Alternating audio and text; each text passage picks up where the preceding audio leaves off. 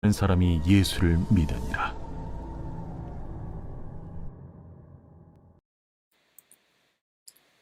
네, 아멘. 네, 오늘 요한복음 10장 30절부터 42절까지 말씀으로 부정적인 생각에서 벗어나려면 이라고 하는 제목으로 하나님 말씀을 듣도록 하겠습니다. 오늘은 조금 네트워크 상태가 별로 좋지를 않아서요. 조금 끊기는 것 같은데 좀 이해해 주시기를 바랍니다. 이번에 이제 저희가 교단 총회에 와가지고 첫날 저녁에 10시간 넘게 운전하고 저녁 먹고 바로 이제 저녁부터 세미나를 듣게 됐는데 첫날 세미나가 굉장히 감동이었었습니다. 심수영 목사님이라고 하는 분이 말씀을 전해주셨는데 굉장히 많이 도전이 좀 됐었어요. 그 가운데 이런 내용이 있었습니다. 우리 크리스천들이 지금 이제 팬데믹이다 혹은 여러 가지 상황이 안 좋다, 경제가 좋지 않다라고 하는 이유로 하나님 앞에서 신앙생활을 적극적으로 이렇게 하는 것들을 주저하고 있는데 역사를 살펴보면 기독교가 가장 부흥됐을 때가 언제냐면 팬데믹 기간과 그 이후라고 하는 사실이라는 거죠. 무슨 말인가 이렇게 봤더니 우리가 그전까지 역사에서도 여러 번 팬데믹이 있었지 않습니까? 역사병도 있었고 또 오늘날 코로나를 능가하는 그런 병들이 많이 있었는데 그때 이 그리스도인들이 사실 굉장히 큰 희생을 했다는 거죠. 예를 들면은 다른 사람들은 다 이제 전염병이 무서워가지고 고향을 떠나버리고 동네를 다 떠나서 안전한 곳으로 이제 피신을 해 가는데 이 그리스도인들은 그곳을 떠나지 않고 말 그대로 버려져 있는 그 시신들을 다 케어해서 장례식을 해주고요.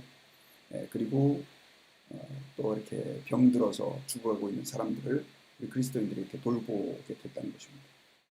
그런 모습을 보고 믿지 않는 사람들이 저 사람들이 섬기는 하나님은 도대체 어떤 분이시길래 자기의 목숨을 돌보지 않고 저렇게 팬데믹으로 이 팬데믹의 상황에서도 자기를 희생하면서 그렇게 환자를 돌보고 그리고 죽어간 사람들의 그 장례를 이 사람들이 주선을 해서 하는 이유들 때문에 많은 사람들이 하나님께로 돌아왔다고 합니다. 실제로 역사 통계를 보면은 거의 2배 가까이 그렇게 팬데믹 때 예수 믿는 사람의 숫자가 늘어나게 되는 그런 계기가 있었다고 합니다. 그 말씀을 들으면서 이분이 이런 비유를 들었었어요. 9/11 사태가 있었을 때 그 비행기가 월드 트레이드 센터를 이렇게 들이받았지 않습니까?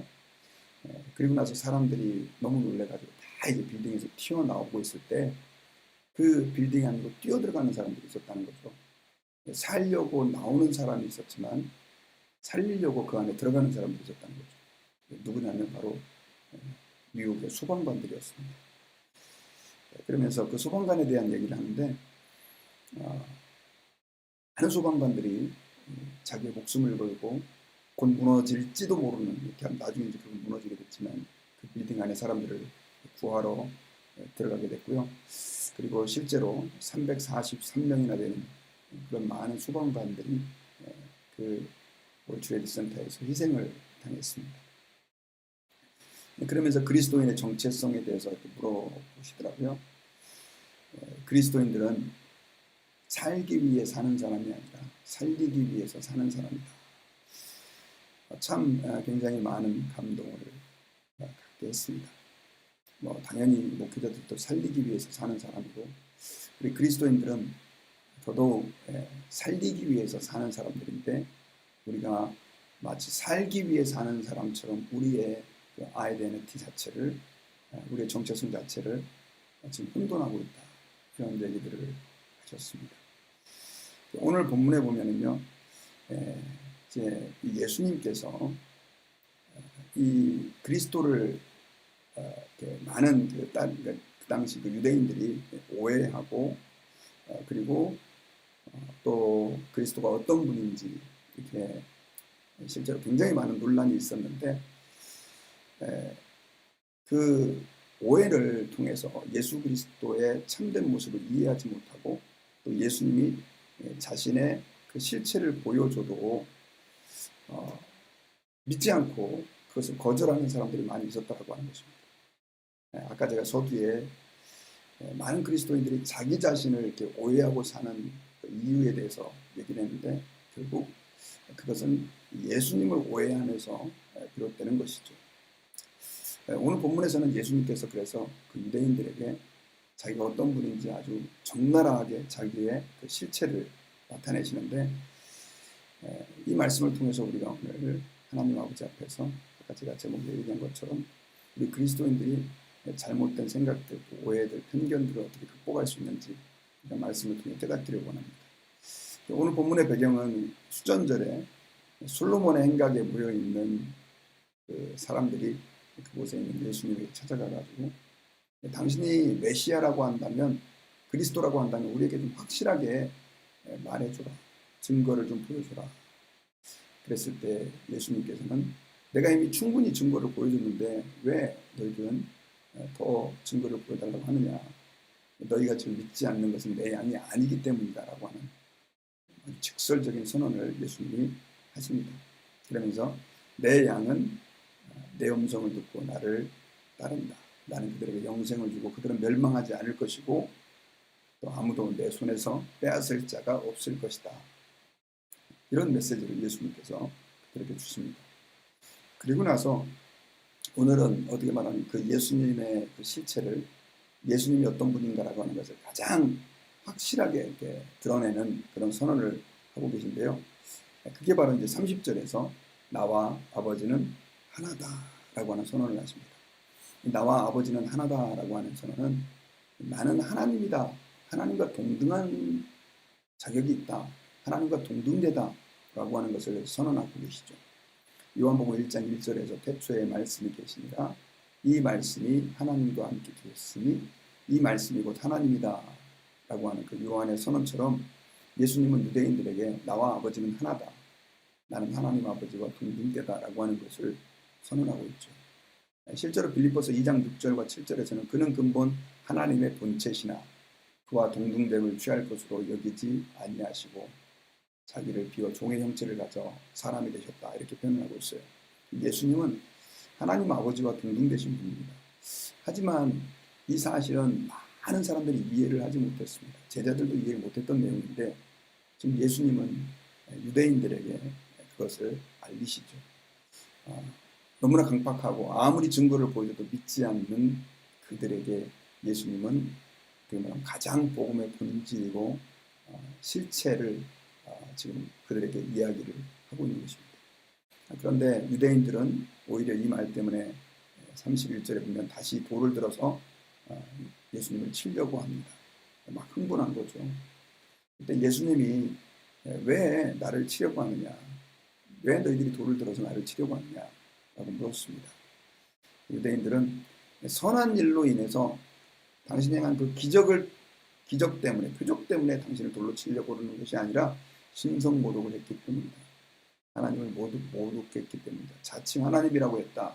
지금 이런 표현을 그들이 사용하고 있는데요. 33절에 보면 신성모독으로 인한 이들가 사람이 되어 자칭 하나님이라 하미로라, 이렇게 그들이 이해를 한 거죠. 사실 그들은 제대로 이해한 것입니다. 하지만 예수님이 성자이신 하나님이라고 하는 것은 그들이 상상하지도 못했던 것이죠. 그때 예수님께서 그들에게 시편의 말씀을 인용해서 그들에게 깨우쳐 주십니다. 뭐라고 얘기를 했냐면요. 34절에 보면 예수께서 이르시되 너희 율법에 기록된 바 내가 너희를 신이라 하였노라 하지 아니하였느냐. 이 말씀은 시편 82편 6절을 인용한 거거든요. 시편 82편은 재판장들, 그러니까 하나님의 권위를 받아서 재판을 하는 재판장들에 대한 말씀을 이렇게 시편 기자가 그렇게 하고 있는데요. 예수님은 그 말씀을 지금 인용한 것입니다. 그런데 거기에서 그들을 신들이다, 지존자들이다 이런 표현을, 신들, 지존자들이라고 하는 표현은 하나님께 사용하는 표현인데 하나님으로부터 권위를 받아서 재판을 하고 있기 때문에 그들이 신들이라고 불렸고 지존자들이라고 불렸다라고 하는 표현을 예수님께서 인용하시면서 하물며 하나님의 권위를 받아서 그렇게 재판하는 사람들을 향해서도 신들이다, 또 지존자다 이런 표현을 사용하는데 예수님께서는 36절에 보면 하물며 아버지께서 거룩하게 하사 세상에 보내신 자가 나는 하나님의 아들이라 하는 것으로 너희가 어찌 신성고독이라고 하느냐. 하나님이 거룩하게 하셔가지고 보낸 내가 그렇게 하나님의 아들이다라고 했다고 해가지고 이걸 무슨 신성고독이라고 하느냐라고 하면서 그들을 공박을 했습니다. 자, 이 말씀을 좀 보면서 저는 좀 안타까운 생각이 좀 많이 들었습니다. 왜 예수님께서 그들과 계속해서 이렇게 토론을 하시고 듣지도 않는 사람들을 향해서 그렇게 계속 말씀을 하셨을까 하는 생각들을 좀 해봤었어요. 그때 드는 생각이 어떻게든 간에 주님은 그들에게 예수님 자신을 드러내셔서 그들로 하여금 믿게 하기를 원하는 그런 마음들이 있었습니다. 물론 뭐 어저께 말한 대로 그 가운데는 주님의 양들이 아닌 사람들도 있었지만 또 그 가운데는 듣고 회개해야 될 사람들이 있었기 때문에 그렇죠. 그랬을 때 사실 그 사람들은 계속해서 예수님이 내가 어떤 존재고 내가 바로 하나님의 보내신 자고 계속해서 이렇게 논쟁을 하시면서 그들에게 드러내고자 했더라고 하는 것은 바로 그들이 믿고 회개하고 예수님 영접하기를 주님은 바라신 것이다라고 하는 것이죠. 그런데 문제는 그들은 믿지 않기로 결심을 했기 때문에 아무리 예수님이 표적을 보여주고 또 그들에게 논리적으로 성경 말씀을 인용해서 자기 자신이 하나님의 보내신 하나님의 아들이다라고 얘기를 해도 아예 들을 생각 자체를 하지 않은 것입니다. 그들은 이미 믿지 않기로 결정을 하고 지금 얘기를 하고 있는 것이죠.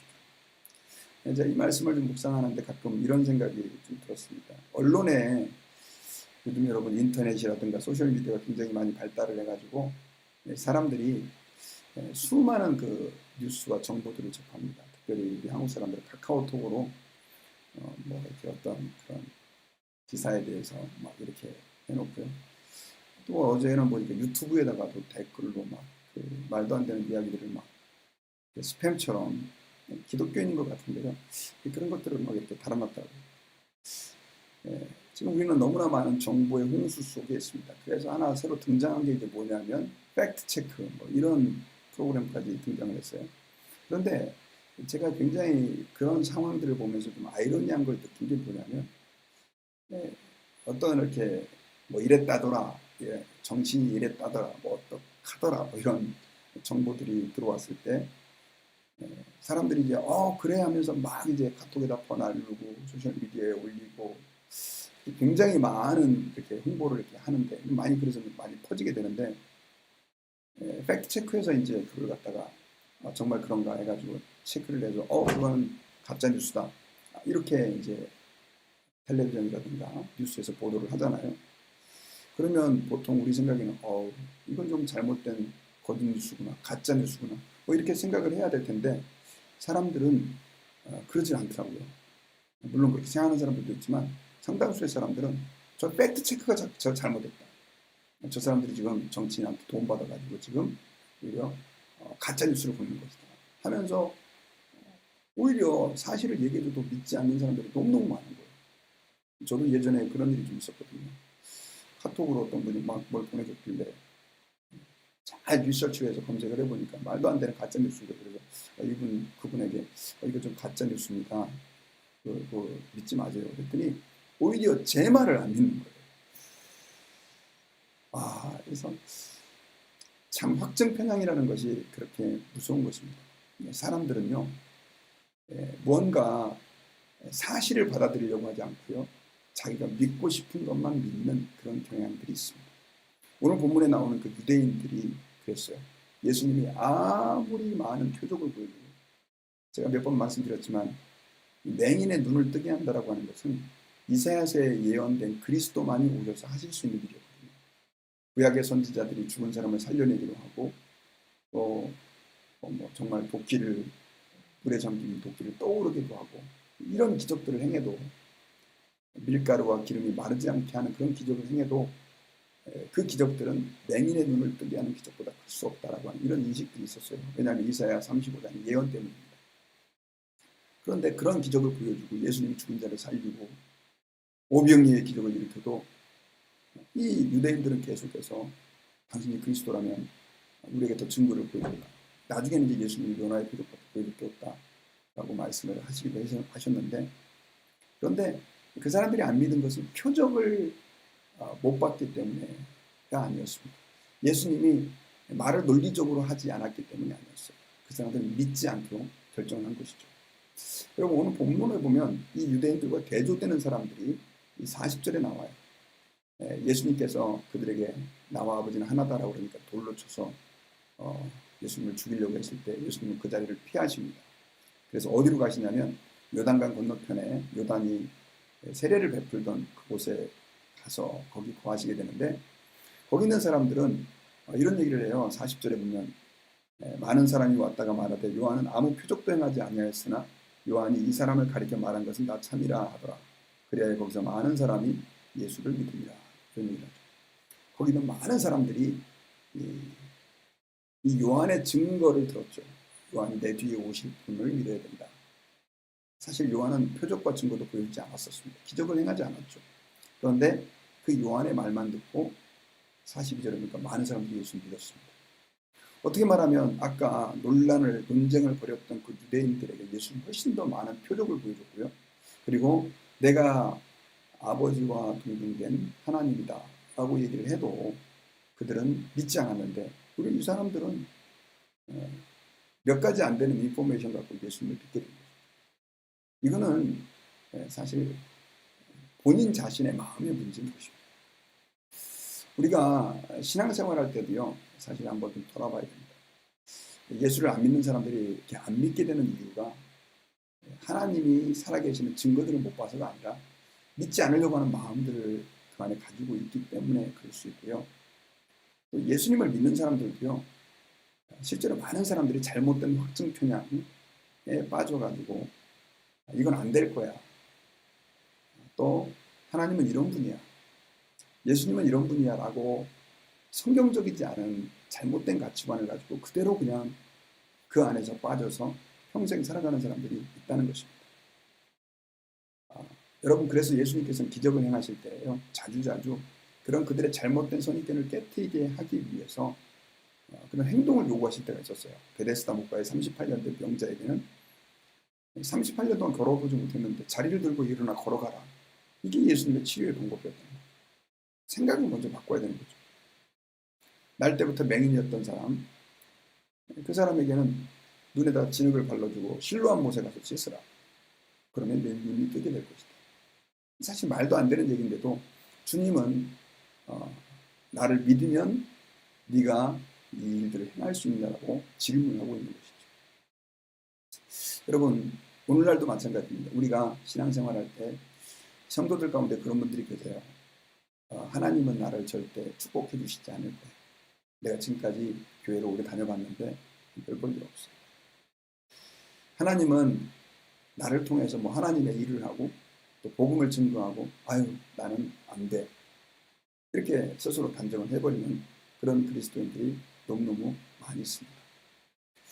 여러분, 우리가 신앙생활할 때 주님께서는 우리 한 사람 한 사람을 통해서 하나님의 놀라운 일들을 이루어가기를 기뻐하신다라고 하는 사실을 우리는 기억해야 합니다.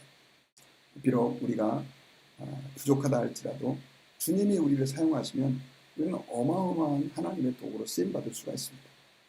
우리가 똑똑하지 않아도 또 우리의 능력이 부족해도 하나님이 우리를 쓰시면 그 일이 가능하다라고 하는 사실을 우리는 기억해야 돼요. 그래서 항상 하나님 아버지 앞에서 내가 주님 안에서 모든 것을 할 수 있습니다 라고 바울이 고백했던 것처럼, 주님, 내게 능력 주시는 그 주님 안에서 내가 모든 것을 할 수 있습니다. 하나님, 지금은 제가 이렇게 어려운 현실에 있습니다. 우리 가정이 이렇게 어렵습니다. 내 남편이 지금 이렇게 힘들게 나를 하고 있고 내 아내가 이렇게 힘든 처지에 있습니다. 내 자녀들이 이렇게 속을 새기고 있습니다. 그러나 주님, 이 과정을 통해서 하나님이 놀라운 일들을 이루어주실 것을 저는 믿습니다. 이런 어떤 우리는 믿음을 가져야 됩니다. 예수 그리스도를 우리가 신뢰하고 주님이 나를 구원하시고 내 모든 죄를 용서하시고 나를 통해서 하나님의 영광을 드러낼 수 있다라고 우리가 믿고 신앙생활하는 것처럼 우리의 삶에도 부정적인 확증 편향이 아니라 하나님 아버지 앞에서 주님이 나를 쓰실 수 있다라고 하는 믿음을 가지고 우리가 주 앞에 나가야 한다라고 하는 것입니다. 그러기 위해서 우리가 기도해야 되죠. 주님이 우리에게 기도하라고 말씀하신 이유는 그 기도는 우리의 생각과 삶을 바꿔주기 때문에 그렇습니다. 하나님이 역사하시는 통로이기 때문에 그렇습니다. 오늘도 이 새벽에 저와 여러분들 모두가 다 바로 기도하는 가운데 우리를 얽어매고 있었던 이 잘못된 확증 편향들, 부정적인 생각들을 다 떨어버리고 정말 혹시나 내가 잘못된 생각에 고정되어 가지고 아무것도 못하고 있지는 않은지 하나님 저의 생각을 깨워주시고 38년 된 병자에게 일어나 내 자리를 두고 걸어가라 라고 말씀하신 그 주님의 말씀처럼 우리가 하나님 아버지 앞에서 정말 도전하고 또 주 영광을 위하여 달려갈 수 있는 그때 하나님이 함께 하신 것들을 체험할 수 있는 우리가 될 수 있도록 저는 저와 여러분들이 됐으면 좋겠습니다. 말씀의 결론을 맺겠습니다. 오늘 예수님께서는요 유대인들과 서로 논쟁하는 가운데 가장 어떻게 말하면 복음의 실체라고 말할 수 있는 예수님 자신이 하나님 아버지와 동등된 분이다. 나는 아버지와 하나다라고 하는 선언을 하십니다. 그렇게 놀라운 비밀을 그들에게 얘기해도 유대인들은 오히려 돌로 쳐서 예수님을 죽이려고 했습니다. 그것은 그들에게 있는 잘못된 부정적인 생각들, 아예 믿지 않으려고 하는 마음들이죠. 그런데 그 믿지 않으려고 하는 마음, 부정적인 마음, 확증 편향된 상태는 그들만이 아니라 오늘날 살고 있는 우리에게도 너무나 많이 도사리고 있다라고 하는 것입니다. 그래서 오늘 기도하는 가운데 그 모든 것들을 떨쳐버리고 내가 주님 안에서 모든 것을 할 수 있습니다. 그 고백을 가지고 기도하며 도전하는 저희들 모두가 되기를 주 이름으로 축원합니다. 같이 기도하겠습니다. 하나님 아버지 감사합니다. 오늘 말씀을 통해서 저희들이 우리가 행여나 가질 수 있는 부정적인 마음들이 어떤 것인지 유대인들의 모습을 통해서 볼 수 있게 도와주심을 감사합니다. 우리의 마음속에는 때로는 나는 절대 안 돼. 이 상황은 변치 않을 거야. 라고 스스로 다짐하고 부정적인 생각 가운데 빠져 있을 때가 너무 많습니다. 하나님 깨뜨려 주셔서 저희들을 통해서 하나님이 언제든지 일하실 수 있는 도구가 되기를 원합니다. 주님, 우리가 여기 있사오니 우리를 써주시고 보내주시고 우리의 모든 어려운 상황들을 이겨나갈 수 있는 담대함을 허락해 주옵소서. 감사 찬양드리며